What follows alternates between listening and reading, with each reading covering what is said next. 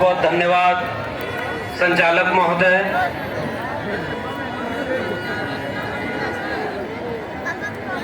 बाबा साहब डॉक्टर भीमराव अंबेडकर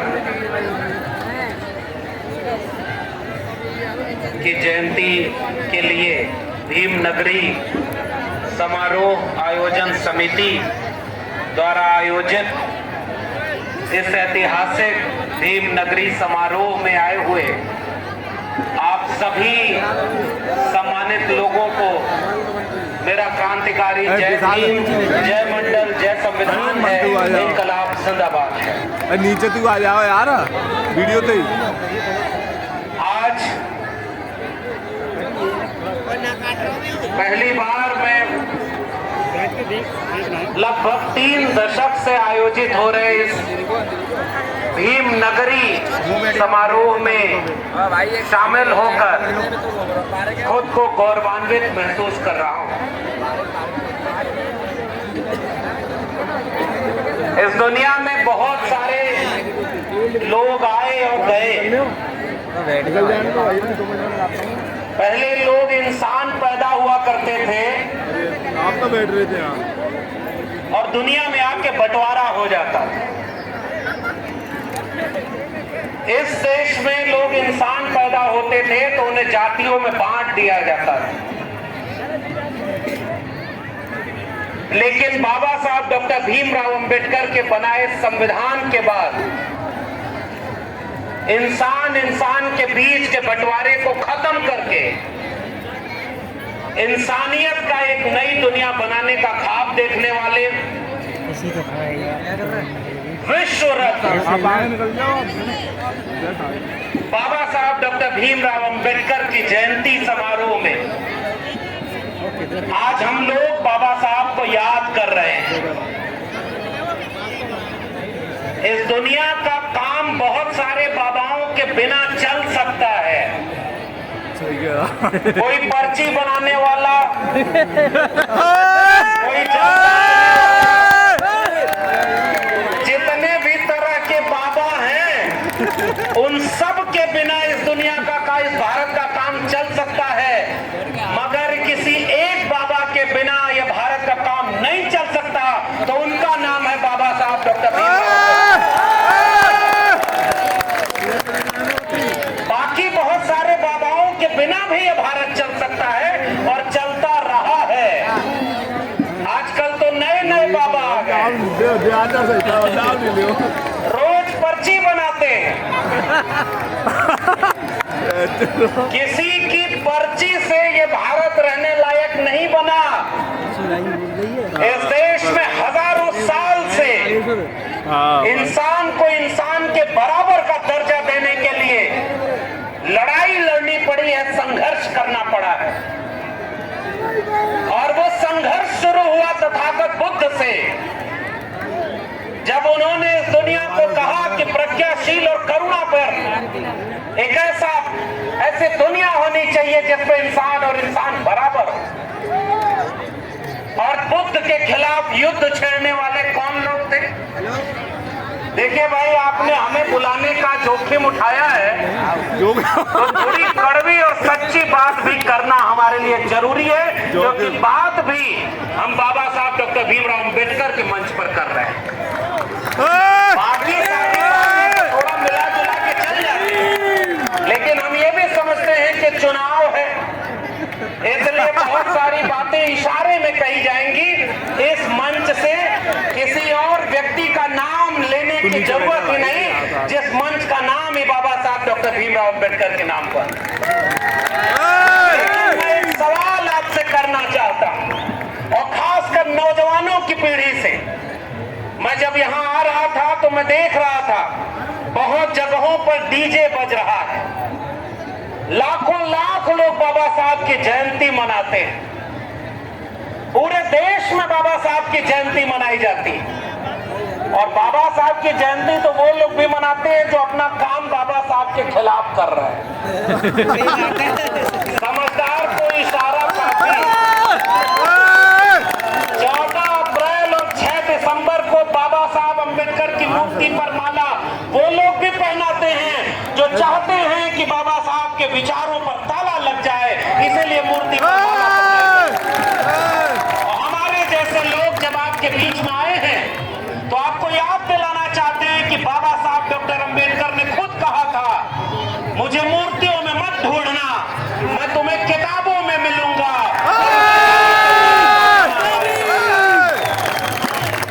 बाबा साहब डॉक्टर भीमराव अंबेडकर, अगर आज इस देश को हम शान और शौकत से कहते हैं कि हमारा मुल्क दुनिया का खूबसूरत मुल्क है, तो इसलिए नहीं है कि यहाँ कोई धर्म या कोई जाति बहुत बड़ी और महान थी। इस देश के बड़े बड़े लोगों को भी विदेश में जाकर कहना पड़ता है कि हम युद्ध के देश से नहीं, बुद्ध के देश से। और वही लोग जब इस देश में लौटते हैं तो बुद्ध के खिलाफ युद्ध छेड़े हुए। समझदार को इशारा काफी। बाबा साहब डॉक्टर भीमराव अंबेडकर न होते तो ये देश कैसा होता। इस देश के नौजवानों को मैं ये बात केवल याद दिलाने के लिए यहाँ खड़ा हुआ हूँ, क्योंकि बाबा साहब अंबेडकर ने जो करना था वो कर दिया और इतना कुछ किया है कि आज बाबा साहब अंबेडकर के खिलाफ बोलने की बात छोड़ो, बाबा साहब अंबेडकर की किसी मूर्ति पर भी बुरी नजर उठाकर देखो, अगले दिन पूरा शहर जाम न हो जाए तो कहना। उनका खौफ हमसे पूछो जो हमारे पुरखों की मूर्तियों से भी डर जाते हैं। तो जिसकी मूर्तियों में इतनी ताकत होगी, उनके विचारों में कितनी ताकत होगी, ये आज के 2024 के भारत को ये बात कहने और समझाने के लिए। बाबा साहब डॉक्टर भीमराव अंबेडकर न होते तो आगरा के नौजवानों, ये भीम नगरी के साथ मोहब्बत की नगरी भी है। और इससे मोहब्बत की नगरी से एक पैगाम मैं आपके बीच मिलाना चाहता हूं। बाबा साहब डॉक्टर भीमराव अंबेडकर हर तरह की नफरत के खिलाफ थे। मजहब को मजहब से लड़ा दो, जाति को जात से लड़ा दो, भाई को भाई से लड़ा दो। 14 अप्रैल गुजरा है, बहुत छोटे छोटे आयोजन धार्मिक होते हैं तो बड़ी संख्या में पुलिस लगानी पड़ती है। 14 अप्रैल को इस देश में लाखों लोग जुलूस निकालते हैं। मैं कहता हूं और अभी भी भरोसे के साथ कहता हूं, ये सारी पुलिस एक तरफ कर देना, बाबा साहब का सच्चा वारिस, उसके जुलूस से एक चींटी भी घायल नहीं होगी। हिंसा में यकीन नहीं करते वो मोहब्बत की बात करने इस देश और दुनिया के सामने निकलते हैं। और जो बाबा साहब के नाम पर अगर हिंसा कर रहा हो तो पहचान लेना, जय भीम बोलने के पीछे वो किसी और का जय जयकारा लगाने वाला हो सकता है। आजकल ओरिजिनल नाम पर नकली माल बहुत बेचा जा रहा है। नक्कालों से सावधान रहिएगा। और नौजवानों, मैं आपसे ये बात पूछने आया हूं, इस देश में जब भारत आजाद हुआ तो कोशिश ये की गई कि डॉक्टर अंबेडकर को इतिहास की किताबों से मिटा दिया जाए। मैं तो प्रोफेसर रहा ना, अगर आप लोग मेरे बारे में थोड़ा बहुत भी जानते होंगे तो जानते होंगे कि मैं आजमगढ़ में गाय भैंस चराने वाले किसान परिवार में पैदा हुआ एक बच्चा, जिसकी पीढ़ियां गुजर गई खेत में काम करते हुए और गाय भैंस चराते हुए। उनके लोगों ने भी अपने लोगों का ख्वाब देखा होगा कि उनके बच्चे अगर कुछ अच्छा कर ले जाएं तो वो पीढ़ियों की गुलामी दूर करेंगे। मगर हमारे लोगों में, हमारे परिवार ने जब हमारे हाथ में कलम और किताब सौंपी, इलाहाबाद विश्वविद्यालय में पढ़ने भेजा तो इलाहाबाद यूनिवर्सिटी टॉप किया। और सुनना नौजवानों, इस देश की असली लड़ाई कहां पर लड़ी जानी है। मैंने जब तक इलाहाबाद यूनिवर्सिटी टॉप नहीं किया था, मेरे प्रोफेसर कहते थे कि यह बड़ा प्रतिभाशाली विद्यार्थी है। और जिस दिन यूनिवर्सिटी का टॉपर हो गया, मेरे प्रोफेसर ने मुझे नजर चुराते हुए कहा कि अहीरों के बच्चे गाय भैंस चराना छोड़कर यूनिवर्सिटी टॉप करने लगेंगे तो हमारे बच्चे कहां जाएंगे।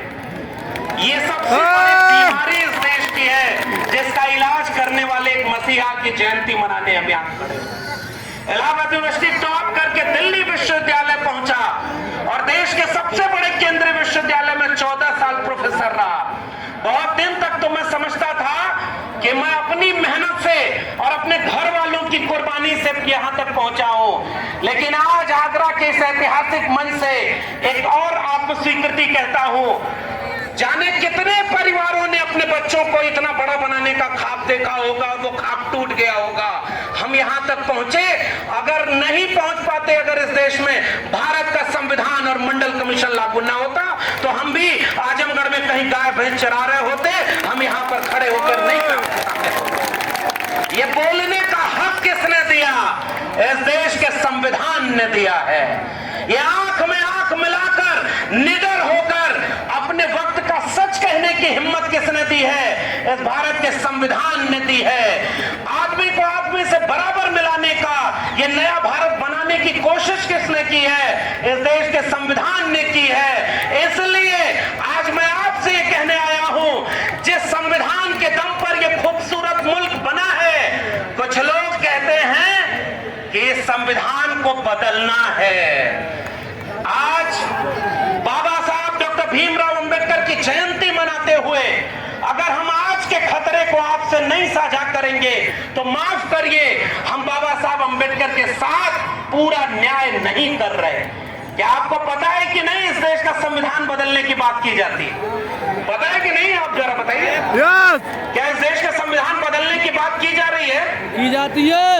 इस देश के संविधान बदलने की बात करने वाले किसी भी व्यक्ति पर सजा हुई क्या? नहीं। किसी पर सजा हुई क्या? नहीं हुई। गलत गाली मत करिए, संविधान को बदलने की हिम्मत किसी में नहीं है। हिम्मत तो वाकई नहीं है, क्योंकि अंबेडकर के लोग जब तक हैं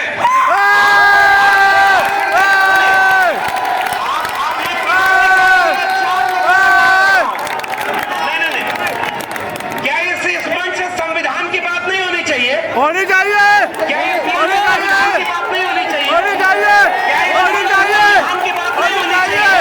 होनी चाहिए, होनी चाहिए। की बात करते हैं, नाम लेके पढ़ूं क्या?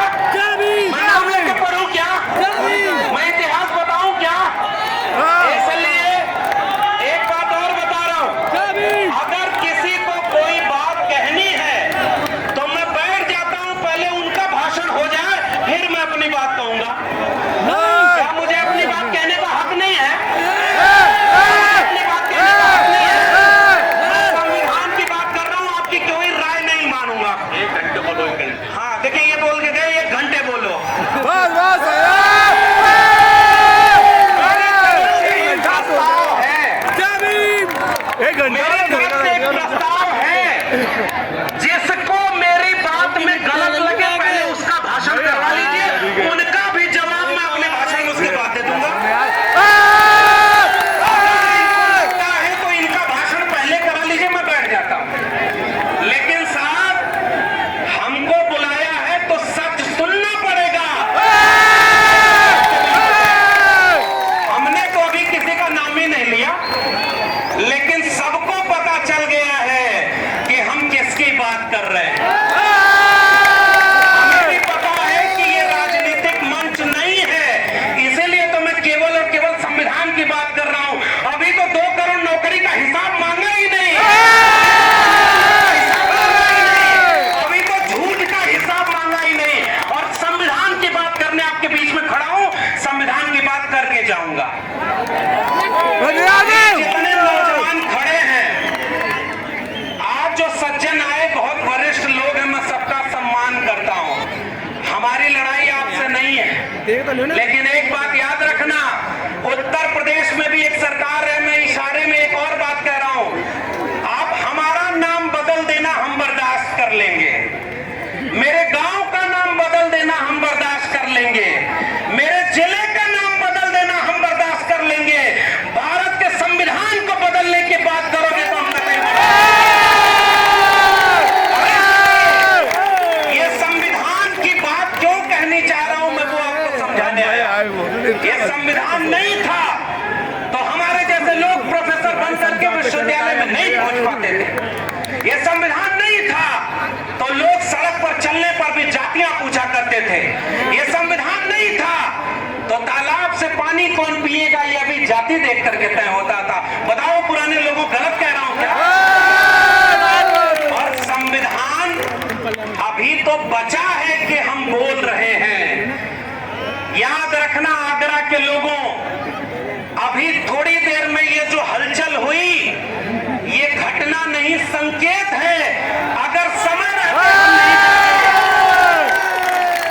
ये बात ठीक है कि बड़े बड़े लोग कह रहे हैं कि हम संविधान नहीं बदलेंगे। मैंने एक ही सवाल पूछा था ना, जिसने संविधान बदलने की बात की उस पर कोई कार्रवाई हुई? जोर से बोलो आप, कोई कार्रवाई हुई? चुनाव लड़ रहे हैं, आचार संहिता लगी हुई है, और बोलो ये अयोध्या के नागरिक ने क्यों न कहा कि हमको कितनी सीट चाहिए संविधान बदलने के लिए? ये अभी नहीं पता है क्या? पता है ना। इसलिए मैं आपसे कहने आया हूं, देखो नया संविधान तो बना लोगे, लेकिन नया बाबा साहब अंबेडकर कहां से लाओगे? इसलिए मैं यह बात कहने आया हूं और ये कह के जाना चाहता हूं, संविधान को बदला कैसे जाता है अब थोड़ा पढ़ी लिखी भाषा में भी समझ लीजिए।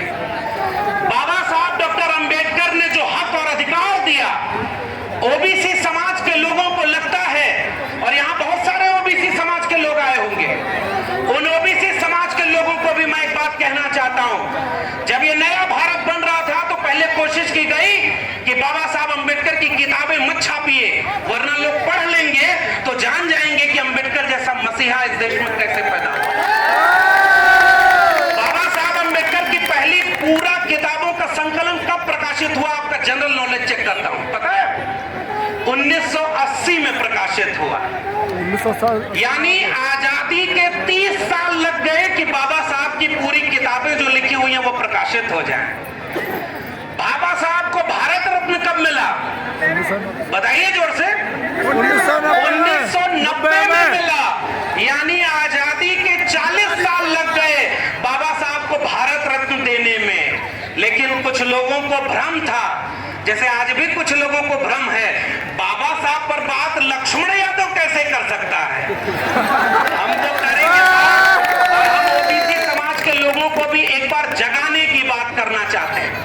जगाना इसलिए, कोई अगर पूछे आपसे कि डॉक्टर अंबेडकर तो दलितों के नेता थे, उन्होंने तो दलितों के लिए बहुत किया, मैं आपको 3 उदाहरण देता हूं कि डॉक्टर अंबेडकर ने ओबीसी के लिए क्या किया। इस बात को गांव-गांव पहुंचाइएगा।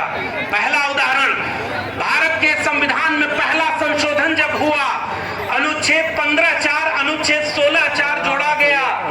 वो पहला संशोधन बाबा साहब अंबेडकर की सहमति पर हुआ, जिसमें ओबीसी के लिए आरक्षण देने का प्रावधान शामिल किया गया था। पहले दूसरी बात, आर्टिकल 340 में ओबीसी को कमीशन बनाने का अधिकार दिया गया था। संविधान की सभा में तीसरी बार, दूसरा उदाहरण दे रहा हूं आगरा के लोगों, देखना ये ओबीसी एससी एसटी एकता क्या होती है। लखनऊ में भारतीय पिछड़ा वर्ग संघ ने एक कार्यक्रम किया और पिछड़ी जातियों के लोगों ने अध्यक्षता करने के लिए उस कार्यक्रम में किसको बुलाया? बाबा साहब डॉक्टर भीमराव अंबेडकर को बुलाया। और सन था 1948। 1948 में बाबा साहब ने आकर के ओबीसी समाज के लोगों के बीच एक भाषण दिया, जिसे आपको पढ़ना है तो एक किताब का नाम बता रहा हूं, समझदार को इशारा काफी। बाबा साहब के राजनीतिक वारिस मान्यवर कांशी राम ने अपने जीवन में एक ही किताब लिखी, उसका नाम क्या है? जोर से बोलिए। जिन्हें जवानी में चमचागिरी की लत लग जाती है, उनकी सारी उम्र दलाली में गुजर जाती है। ये मैं नहीं कह रहा, बाबा साहब के राजनीतिक वारिस मान्यवर कांशी राम ने कहा, और चमचों को तो आप पहचानते होंगे। इसलिए मैं आपसे गुजारिश करने आया हूं, इतिहास जानो नौजवानों, क्योंकि आपको भटकाने वाले लोग रोज व्हाट्सएप पर ट्रोल भेजेंगे, अरे तुम्हारा ध्यान किधर है और तुम्हारा धर्म इधर खतरे में है। तुम उनसे पूछना कि तुम्हारा स्कूल खतरे में था तब तुम कहां थे, तुम्हारी नौकरी खतरे में थी तब तुम कहां थे, तुम कहां थे।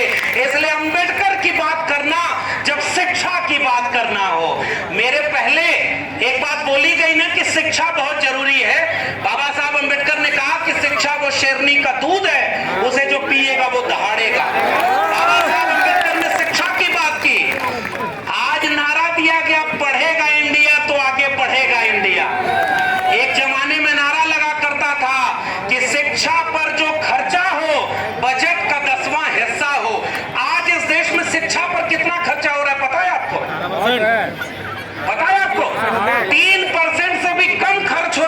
शिक्षा पर बताए, आप हीरा खरीदने जाएंगे तो कितना जीएसटी देना पड़ेगा? 3%। और कलम और किताब खरीदने जाएंगे तो जीएसटी कितना देना पड़ेगा? 18%। जिस देश का राजा पढ़ा लिखा होता तो कलम और किताब पर टैक्स नहीं लगाता।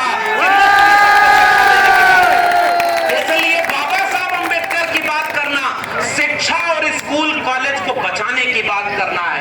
नौजवानों, 1948 में माननीय बाबा साहब डॉक्टर अंबेडकर ने ओबीसी समाज को एक संकेत दिया और उस संकेत में उन्होंने एक बात कही थी, ओबीसी समाज को मेरा यह पैगाम नहीं है कि आप दलित समाज के साथ रोटी बेटी का संबंध बनाओ।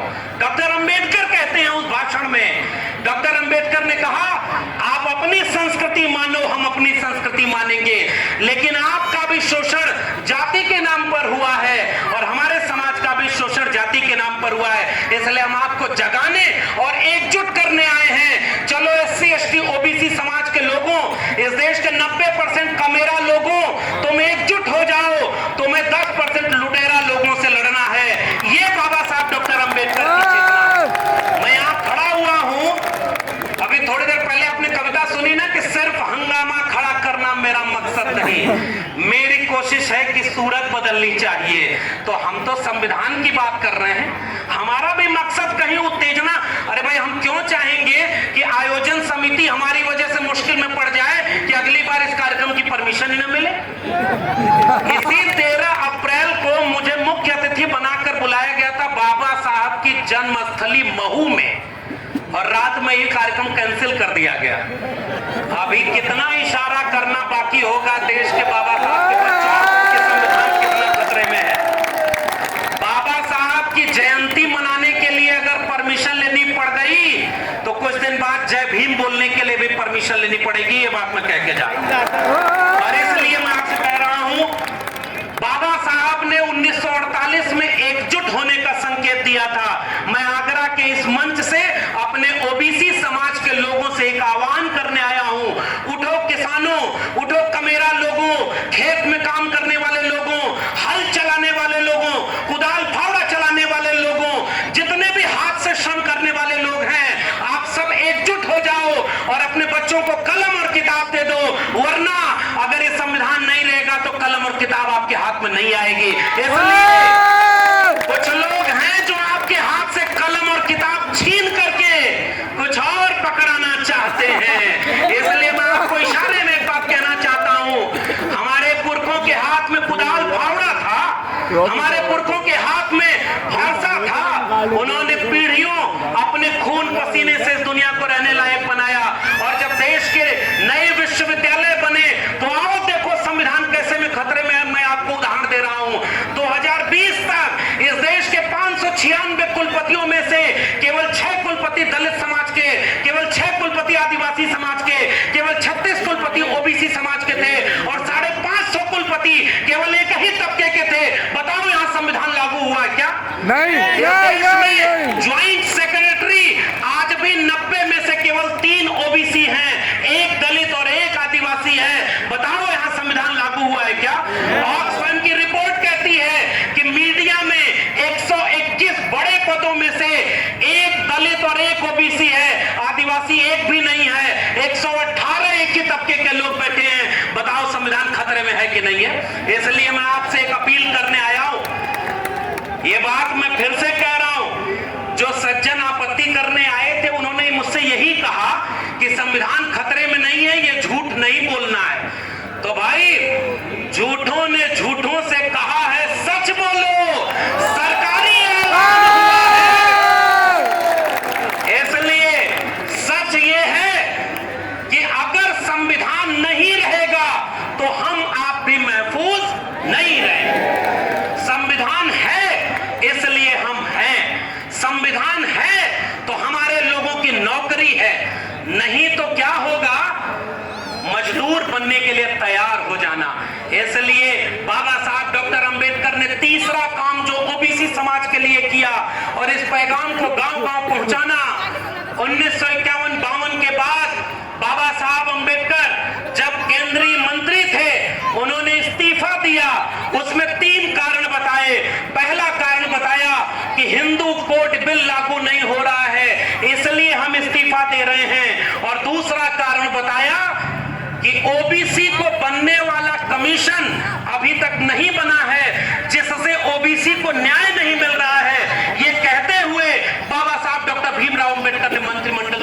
इस्तीफा दे दिया था। ये है ओबीसी समाज के लिए बाबा साहब अम्बेडकर का देन, और इसको गांव-गांव में पहुंचाने की जरूरत है। डॉक्टर अम्बेडकर ने महिलाओं के लिए क्या किया? डॉक्टर अम्बेडकर ने महिलाओं के लिए मैटरनिटी लीव दी, चाइल्ड केयर लीव दी, काम के घंटे कम किए, वेतन बढ़ाया, उनको अपने काम के चीजों को अधिकार दिया, और आज तक महिलाओं के मसीहा डॉक्टर अम्बेडकर को नहीं माना जाता। डॉक्टर अम्बेडकर ने बैंकों के लिए क्या किया? विदेश में रह करके डॉक्टर अम्बेडकर ने जो अपना पर्चा लिखा था, the problem of Indian rupees, और उसके बाद उसको इलोबरेट किया, तो बाद में आजाद भारत में रिजर्व बैंक ऑफ इंडिया जो बना है वो डॉक्टर अम्बेडकर के पर्चे पर बना है। डॉक्टर अम्बेडकर ने श्रमिकों के लिए काम के घंटे 14 घंटे से घटाकर 8 घंटे किया, बराबर काम का बराबर दाम मिले, श्रमिकों को छुट्टी मिले और उनको वेतन और भत्ता मिले। सरकारी नौकरी में जितने लोग थे उनको पे ग्रेजुटी देने का काम डॉक्टर अम्बेडकर ने किया। इस देश में 5-5 अखबार निकाल करके मीडिया कैसे काम करती है इसको सिखाने और समझाने का काम डॉक्टर भीमराव अम्बेडकर ने किया। ओबीसी समाज को हक दिलाने का काम डॉक्टर अम्बेडकर ने किया। दलित समाज को पहचान दिलाने का काम डॉक्टर अम्बेडकर ने किया, और देश का संविधान बनाने का काम डॉक्टर अम्बेडकर ने किया।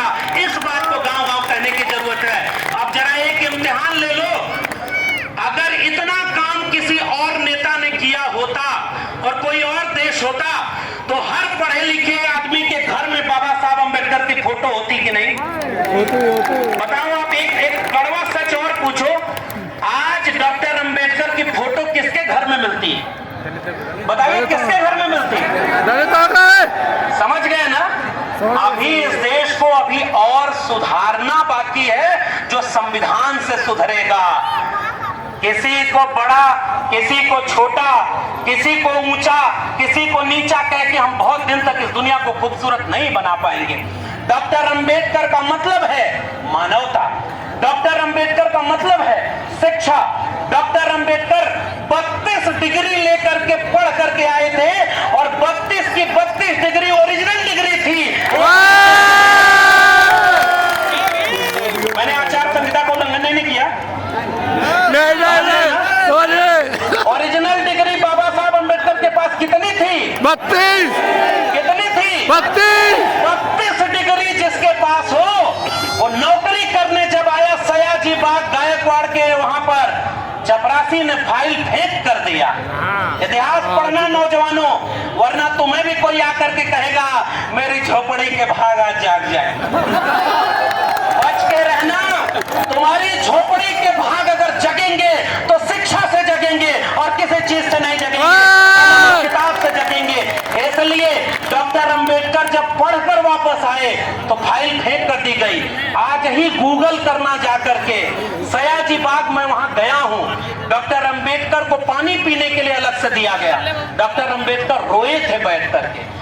हम एक मसीहा की बात कर रहे हैं ना, तो सच्ची बात कहना जरूरी नहीं है। डॉक्टर अम्बेडकर सयाजी बाग में, बड़ोदरा में एक जगह है गुजरात में, और वहां पर बैठकर रोए कि मैं इतना पढ़ लिख करके वापस लौटा तो मेरे साथ ये सलूक किया जा रहा है, मेरे लोगों के साथ क्या सलूक किया जाएगा।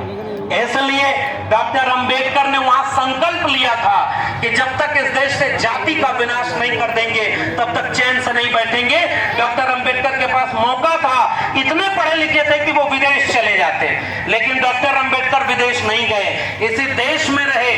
डॉक्टर अम्बेडकर ने साफ लिखा है कि जब मेरे हित में और मेरे समाज के हित में टकराव होगी, मेरे हित में, मेरे देश के हित में टकराव होगा तो मैं देश का हित चुनूंगा, लेकिन जब देश के हित और मेरे समाज के हित में टकराव होगा, मेरे हित और मेरे समाज के हित में टकराव होगा, तो मैं अपने समाज के लिए खड़ा होऊंगा। बाबा साहब डॉक्टर अम्बेडकर एक खूबसूरत दुनिया बनाना चाहते थे। तो 2-3 किस्से और सुन लो, और फिर और वक्ताओं को सुनना बहुत देर हो गई। बाबा साहब अम्बेडकर, एक बात सुनो, और एक बात और, बड़ा किस्सा कहानी बहुत जरूरी है इशारों में बात कहने के लिए। एक बार जंगल में क्या हुआ कि शेर राजा था, एक गधा और बाघ आपस में लड़ने लगे। आखिरी के दो बातें कहूंगा मैं। गधा और बाघ आपस में लड़ने लगे। भोजपुरी समझते हैं? तो गधा कहा कि ये घास काले रंग की है, बाघ कहा गधा बोला नहीं, घास काले रंग की है। बाघ बोला नहीं, ये साफ दिख रहा है, तुम गधे हो क्या, ये घास हरे रंग की है। दोनों लड़ने लगे, दोनों कहे कि अब फैसला होगा, चलो राजा के पास चलते हैं। दोनों राजा के पास गए। शेर राजा था, राजा से उन्होंने कहा कि भाई गधा कह रहा है कि ये घास काले रंग की है। गधा बोला नहीं हुजूर, आप भी देखिए ये घास काली ही है, ये कह रहा है हरे रंग की। राजा ने फैसला सुनाया। आगरा वालों इशारा समझ जाओ तो बताना। राजा ने फैसला सुनाया कि बाघ को सजा दी जाए, ये 1 साल के लिए जंगल से बाहर चला जाए।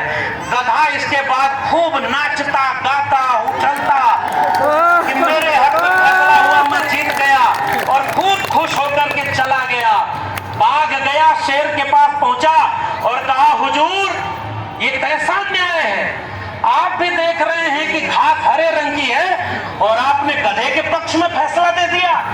आगरा के लोगों इशारा समझ जाओ तो कहना। शेर ने कहा कि हमको भी पता है कि घास हरे रंग की है, ये फैसला इसलिए नहीं दिया कि तुम गलत थे, तुम्हें सजा इसलिए दी है कि तुम सारा काम छोड़कर गधे से बहस कर रहे हो। समझदार को इशारा काफी है। कुछ लोग आएंगे और समझाएंगे कि भारत आजाद हुआ है 2014 के बाद। भारत आजाद हुआ जब भारत का संविधान लागू हुआ और उस दिन से ये भारत सबका भारत बना है। इसलिए झूठ से जरा बच के रहना। बाबा साहब अंबेडकर होने का मतलब है सच बोलना, और सच बोलने के लिए जोखिम उठाना। मैं भी दिल्ली विश्वविद्यालय में प्रोफेसर था, मुझे नौकरी से निकाल दिया। क्यों? क्योंकि मैं उनकी तरह नहीं था, बाकी बातें छोड़ देते हैं। नौकरी से निकाला तो मेरे सामने भी विकल्प था कि मैं उन्हीं की जय में जय बोल के कहूं कि हाँ भारत 2014 में ही आजाद हुआ है।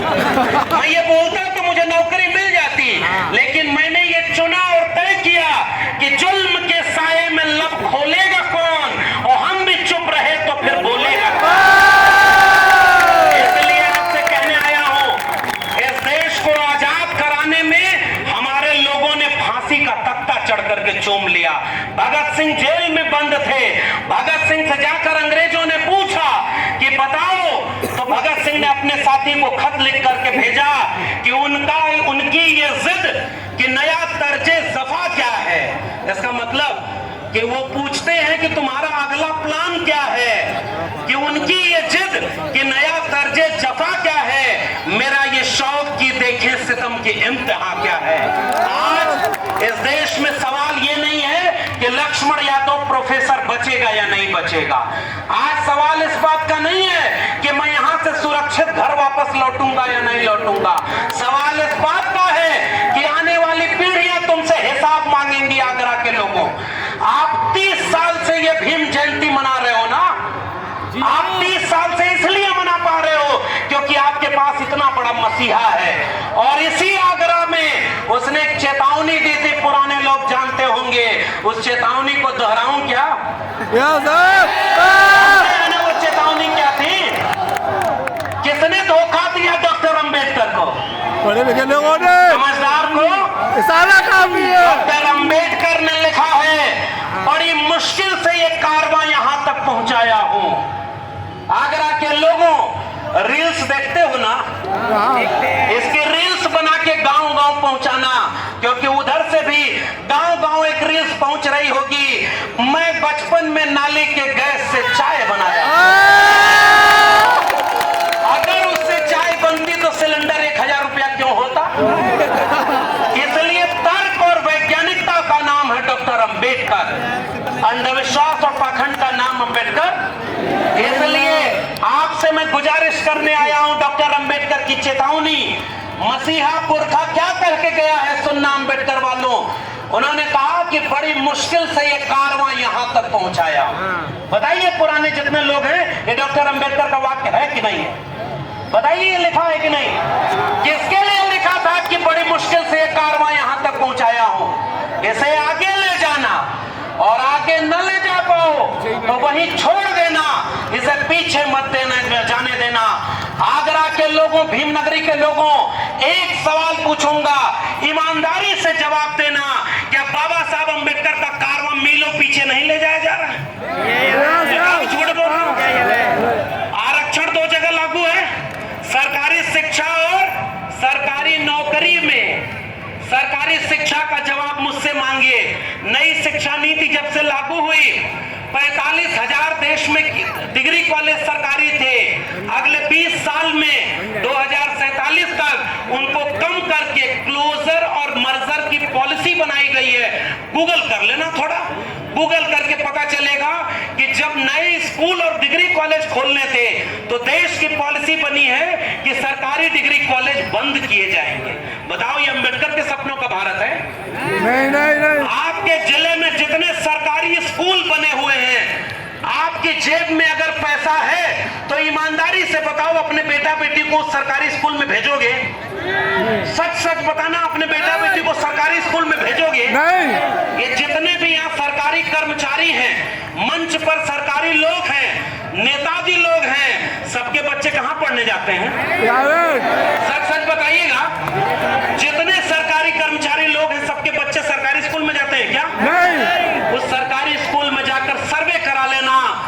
दलित, पिछड़े, गरीब, कमजोर, मजलूम के बेटा बेटी मिड डे मील का खाना खाने के लिए जब मोहताज है तो वो सरकारी स्कूल में जाते हैं। और जिसकी जेब में पैसा है उसके बच्चे अच्छे कॉन्वेंट स्कूल में पढ़ते हैं, फिर DU JNU जाते हैं और विदेश में पढ़ाई करते हैं। अम्बेडकर के सपनों का भारत है क्या? एक बच्चा जो सरकारी स्कूल में पढ़ रहा है, जहां न मास्टर है, जहां न कोई चीज है, और एक बच्चा वहां के कॉन्वेंट स्कूल में पढ़ रहा है जिसको 5 दिन स्कूल जाने के लिए 5 तरह का ड्रेस है, 50-50 हजार रुपए फीस दी जाती है। जब दोनों बच्चे 12वीं पास होकर के खड़े होंगे तो बताओ, दोनों बराबर खड़े होंगे क्या? नहीं। पैदा होना तय कर देता है कि किसके बेटा बेटी IAS बनेंगे, PCS बनेंगे। संविधान ने हक दिया था कि गरीब कमजोर के भी बेटा बेटी अच्छी शिक्षा से आगे बढ़ सके, लेकिन सरकारी शिक्षा बर्बाद हो गई और गरीब कमजोर के बेटा बेटी अब पढ़ाई नहीं कर पाएंगे। जिसकी जेब में पैसा है, दिल्ली विश्वविद्यालय में आज से 15 साल पहले जब मैं गया था तो जिस कोर्स की फीस 4,000 रुपए थी, आज गूगल करके पढ़ लो, उसकी फीस 40,000 रुपए हो गई है। आपकी आमदनी 10 गुना बढ़ी क्या? सच सच बताओ, आमदनी बढ़ी क्या? पेट्रोल की कीमत घटी की बढ़ी? डीजल बढ़ा, सिलेंडर बढ़ा, आमदनी बढ़ी। बाकी और कुछ नहीं कहूंगा क्योंकि राजनीतिक मंच है, लेकिन समझ तो गए ही होंगे। एक दो बात और कह दूं। एक दोस्त था, वो तोता पाले हुए था, तोता। तो तोता गेट पर बंधा रहता था, तो जब उसका एक सबसे परम मित्र आता था तो तोतवा उसको देख करके कहता था, पागल आ गया, पागल आ गया, पागल आ गया। वो बड़ा नाराज हुआ। फिर अगले दिन आया तो तोता बोला, पागल आ गया, पागल आ गया। फिर तीसरे दिन जब तोता बोला तो वो दोस्त अपने दोस्त को बुलाकर कहा, सुनो, तुम्हारा तोता बहुत बदमाश है, ये जब मुझको देखता है तो कहता है पागल आ गया, पागल आ गया। तो दोस्त आया तोते के पास, कहा, खबरदार, आज से अगर तुमने इसको पागल बोला तो तुम्हारे घर ईडी भेज देंगे। नहीं समझे? और ये हमारे दोस्त हैं, इनको आज से कुछ मत बोलना। दोस्त खुश हो गया और अगले दिन जब वो दोस्त उसके घर आया, दोस्त तोते को देखा, तोता दोस्त को देखा, कुछ नहीं बोला। फिर थोड़ी देर बाद उसने तोते को देखा, तोते ने इस दोस्त को देखा, कुछ नहीं बोला। जब जाने लगा तो तोता कहा, सुनो, समझ तो गए ही होगी। इसलिए वैचारिक मंच से केवल यही कहने आया हूं इशारे में कि समझ जाना, समय रहते। आखिरी बात कह के शिक्षा वाली बात जो कहनी थी मुझे, वो मैंने आपसे कही है। कलम और किताब बिक गई ना तो पीढ़ियां गुलाम पैदा होंगी। ये मेरी बात कहीं नोट करके रख लेना, क्योंकि आपके बच्चे जब शिक्षित नहीं होंगे तो वो चेतना संपन्न नहीं होंगे, और शिक्षित नहीं होंगे तो उनको पता होगा। भाई, आपको अच्छे से पता है कि कौन सी चीज कहां कैसे क्या है, इसका विवेक कौन करता है? शिक्षा देती है। ज्योतिबा फूले ने लिखा विद्या बिना मति गई, मति बिना गति गई, गति बिना वित्त गया, वित्त बिना शूद्र चरमराए। एक अविद्या ने इतने अत्याचार किए। कलम और किताब बांटने वालों, आप जाकर के घर घर सावित्रीबाई फूले को पढ़ना।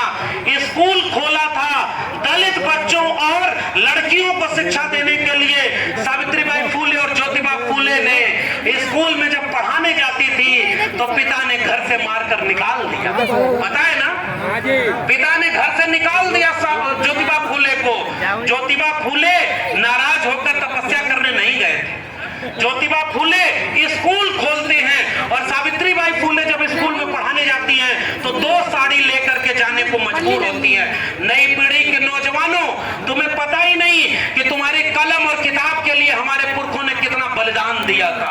वो जब स्कूल में पहुंचती हैं तो वो साड़ी बदलती हैं जो गंदी हो गई थी, तब जाकर के कलम और किताब हमारे हाथ में आया। और जब कलम और किताब आया तब कोई भीमराव अंबेडकर पैदा हुआ, तब कोई मान्यवर कांशीराम पैदा हुआ, तब कोई बीपी मंडल पैदा हुआ। कलम और किताब हाथ में आई तब कोई लक्ष्मण यादव जैसा पैदा हुआ। नहीं होती तो हम आपके बीच में कभी नहीं आते।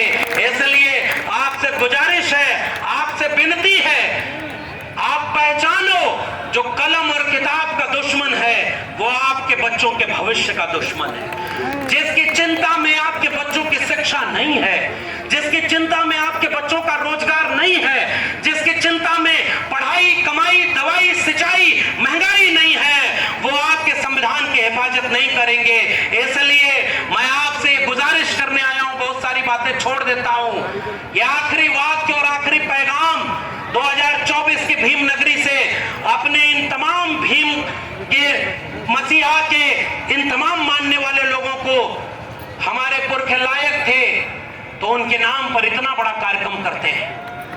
आज से 25 साल बाद, आज से 50 साल बाद जब हमारी आने वाली पीढ़ी हमसे सवाल करेगी साहब कि जब तुम थे तो संविधान इतना बचा था, मैं क्या बोलूं। अभी आयोजन समिति के एक आदमी आकर बोले इस कार्यक्रम को कराने में बड़ी मुश्किल आ रही थी और आपने मदद किया तो कार्यक्रम हुआ। बताइए, बोला कि नहीं? और अब ये बताइए बाबा साहब का कार्यक्रम कराने में क्यों मुश्किल आ रही थी भाई? इस कार्यक्रम को तो अपने आप कह देना चाहिए कि नहीं, इससे बढ़िया कार्यक्रम क्या होगा और आप कार्यक्रम करिए, हम आपके साथ खड़े हैं। लेकिन आई ना मुश्किल। कहीं एक बार याद रखना मेरे देश के लोगों, बड़ी मुश्किल से एक मोहब्बत भरा ये भारत बना है। कभी हिंसा का सहारा मत लीजिएगा। जहां आपको लड़ाने का काम किया जाए वहां चुप हो जाइएगा, क्योंकि हमारे किसी भी पुरखे ने अपने हाथ में तलवार नहीं पकड़ी, हमारे पुरखों ने कलम पकड़ी थी और आज कलम है। इसलिए कलम पकड़ करके कलम की हिफाजत करना ये सबसे बड़ी जिम्मेदारी हमारी है। इसलिए किसी भी तरह की हिंसा हो, लोग लड़ाने आएंगे, लोग आपको झगड़ाने आएंगे, लोग आपको भड़काने आएंगे कि तुम्हारा दुश्मन कौन, समझ रहे हैं ना? इसलिए एक बात को याद रखिएगा कि असली दुश्मन कौन, जो कलम और किताब छीन रहा है। असली दुश्मन कौन, जो आपके बच्चों के भविष्य की चिंता नहीं कर रहा है। इसलिए आखिरी वाक्य है, बाबा साहब अंबेडकर इतना कर गए कि हम उनकी जयंती मना ले रहे हैं, नहीं तो अग्निवीर तो आ ही गया है। 4-4 साल पे रिटायर होते रहिएगा। और बाबा साहब अंबेडकर ने बॉम्बे लेजिस्लेटिव असेंबली में 1890 में भाषण दिया कि इस देश में जो गरीब, कमजोर, किसान, मजदूर पैसा टैक्स देता है वो पैसा शिक्षा पर खर्च होना चाहिए। आप भी गूगल करके पढ़ना, अंबेडकर को पूजना नहीं, अंबेडकर को पढ़ना। क्योंकि अंबेडकर अगर मूर्ति में रहते तो मूर्तियों वाले उन्हें मूर्ति तो वहां भी बना देंगे जहां अंबेडकर के सपनों के खिलाफ काम हो रहा है। जब अंबेडकर विचारों में होंगे तब वो जिंदा होंगे।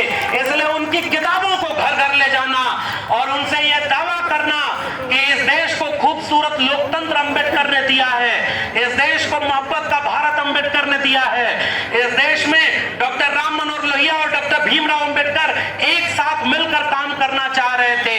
आओ अंबेडकर के सपनों का भारत बनाने के लिए एक बस वादा लेके जाओ कि अंबेडकर में इतना दम था कि हम उनको याद करके सीना तान कर खड़े होते हैं। लेकिन याद रखना 50 साल 25 साल बाद आने वाली पीढ़ियां हमसे सवाल पूछेंगी कि जब तुम थे तो संविधान था, जब तुम थे तो सरकारी शिक्षा थी, जब तुम थे तो सरकारी रोजगार था, जब तुम थे तो भारत मोहब्बत और प्यार से रहा करता था। तुम हमें कौन सा भारत सौंप कर गए हो जहां कुछ भी नहीं है।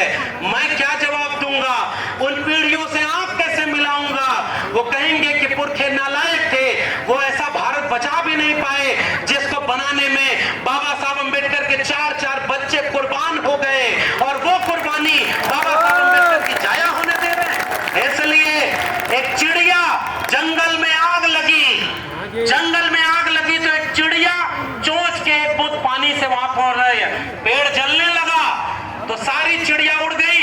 कुछ चिड़िया वहां बैठी थी। एक कवि ने कविता लिखी कि आग लगी इस वृक्ष को, जलने लागे पात, उड़ते क्यों नहीं पक्षियों जब पंख तुम्हारे पास। अंबेडकर को मानने वालों, पैगाम सुनना मेरा।